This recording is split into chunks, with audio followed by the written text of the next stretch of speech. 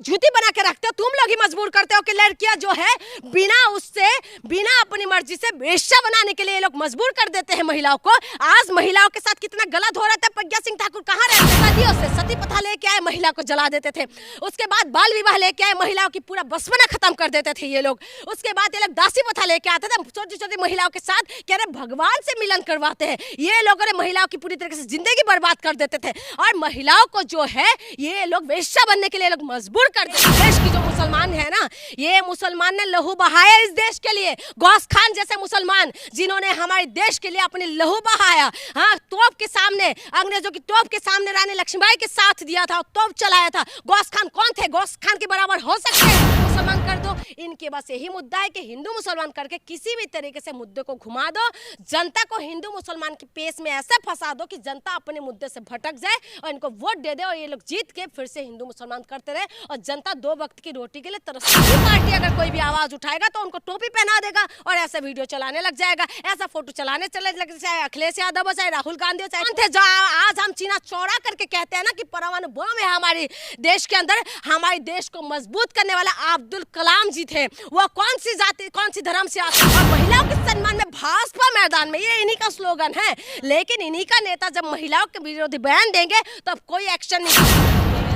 जी जो एक सामाजिक कार्यकर्ता है, देश के हर एक मुद्दे पे अपनी बात को रखते हैं। बीजेपी सांसद की साध्वी प्रज्ञा ठाकुर काफ़ी चर्चा में रहती है, कभी कुछ बयान देते, कभी कुछ बयान देते। अभी उनका एक बयान आया है कि जो लड़कियां या कोई बेटी हो दूसरे धर्म से शादी करेगी उसके टांगे तोड़ देनी चाहिए। इस पर क्या कहेंगे? सबसे बड़ी बात तो आप बताइए, इनका टांगे तोड़ दो, इनका वो कर दो, देश के अंदर दंगा फसाद करो, इनका बस यही सब बयानबाजी रहते हैं। यही प्रज्ञा ठाकुर है जिन्होंने, जिनके ऊपर तमाम तरीके के आरोप लगे हुए थे, ठीक है। लेकिन वही प्रज्ञा ठाकुर आज फिर से इस तरीके की बयानबाजी दे रहे। इनको ये लगता है कि नफरती बयान दे के ये कुछ भी कर सकते हैं। संविधान अधिकार देते हैं, एक लड़की को फ्रीडम देते हैं कि 18 साल होने के बाद वो लड़की किसी से शादी कर सकते हैं, किसी भी समुदाय, किसी भी जाति, किसी भी धर्म से। लेकिन हमारे देश के अंदर बहुत सारी चीजें ऐसा है कि बहुत पाबंदी होता है, लेकिन संविधान अधिकार देते। आप टांग तोड़ने वाले कौन है भाई?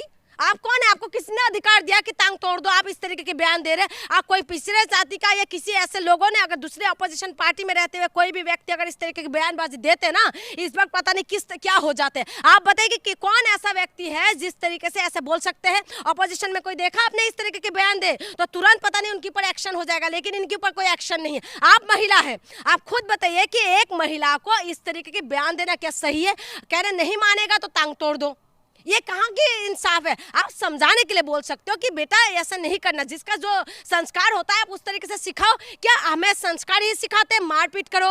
हमारे संस्कार ये सिखाते हैं कि बेटियों के साथ वो करो? हमारे संस्कार क्या सिखाते हैं? वो बेटियों को कैद करके रखना चाहते हैं। बिल्कुल यही तो करना चाहते हैं। अरे ये सब मनुवाद से भरे हुए लोग हैं, ये बेटियों को फ्रीडम होते हुए नहीं देख सकते।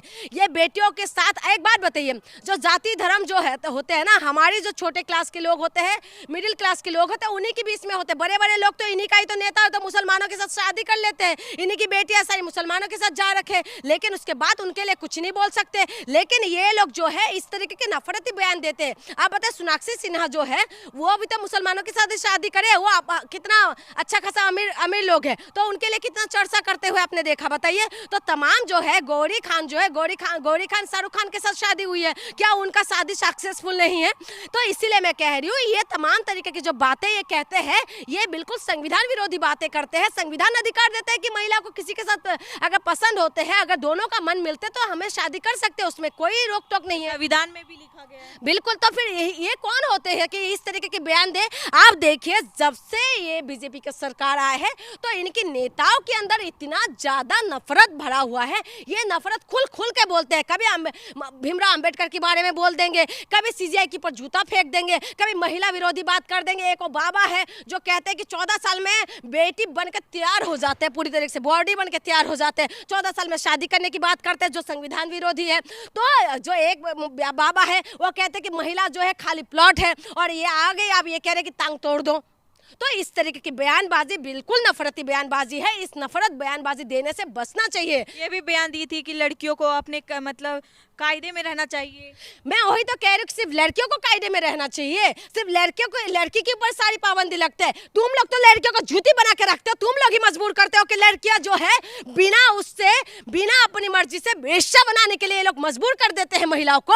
आज महिलाओं के साथ कितना गलत हो रहा था। प्रज्ञा सिंह ठाकुर कहाँ रहते हैं जब महिलाओं के साथ बलात्कार होते हैं? प्रज्ञा सिंह ठाकुर कहाँ रहते हैं? मैं ये पूछ रही हूँ, जब महिला को नंगा करके मणिपुर के अंदर घुमा रहते हैं तो प्रज्ञा सिंह ठाकुर कहाँ रहते हैं? जब महिलाओं के साथ बलात्कार होते हैं, रातों रात में सबको जला देते हैं, तो प्रज्ञा सिंह ठाकुर कहाँ रहती है? तो मैं ये कह रही हूँ कि जब बेटियों के साथ गलत होता है तब ये उठ के नहीं निकलते। आप बताइए कि लगातार जो है आरोप बीजेपी के सांसद के ऊपर लगे रहे।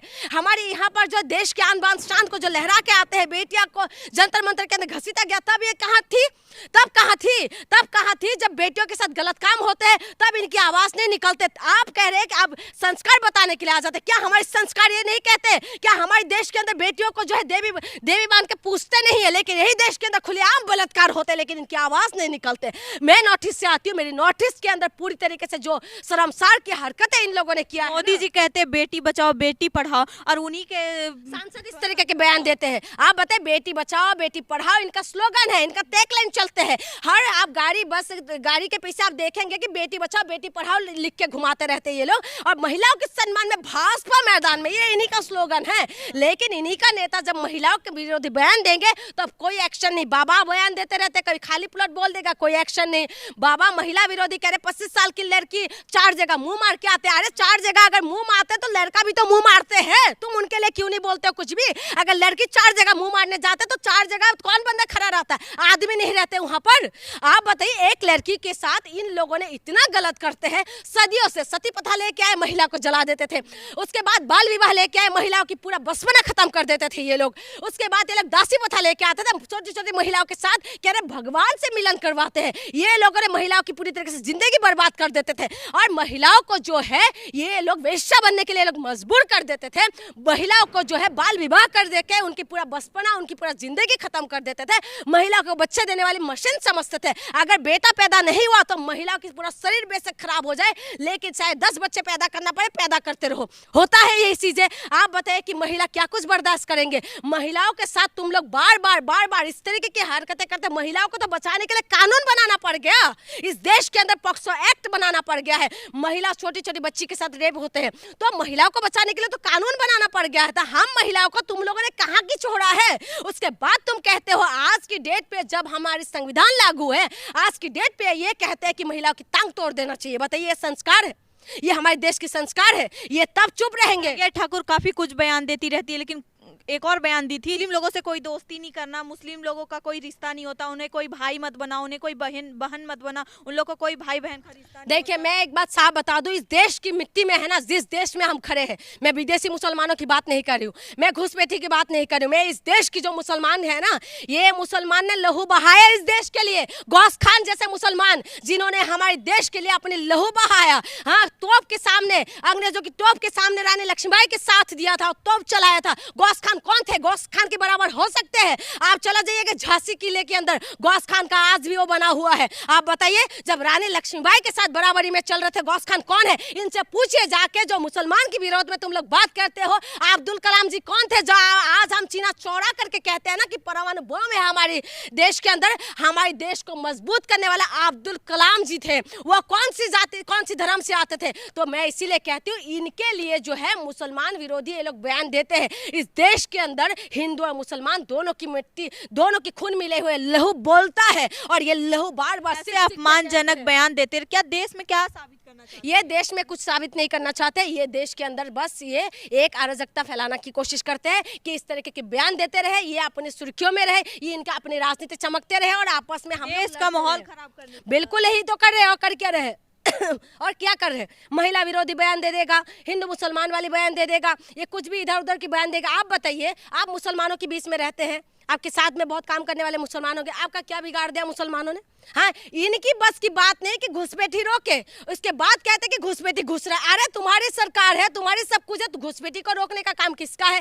बाकी पार्टी अगर कोई भी आवाज उठाएगा तो उनको टोपी पहना देगा और ऐसा वीडियो चलाने लग जाएगा, ऐसा फोटो चलाने चले लग, चाहे अखिलेश यादव हो, चाहे राहुल गांधी हो, चाहे कोई भी हो। इनकी ये है कि मुसलमान विरोधी की मानसिकता किसी भी तरीके से। बिहार में चुनाव है, ये क्या कहते हैं, बुरखे में आ गए। आप बताओ ना कि 20 साल से क्या काम चल रहा है भाई, उसका जवाब दो। उसका जवाब इनके पास नहीं है। हिंदू मुसलमान, बुरखा, सादारी, टोपी, हिंदुस्तान कह रहे बुरखे में वोट चोरी हो रहा है। वही तो मैं कह रही हूँ, बुरखा।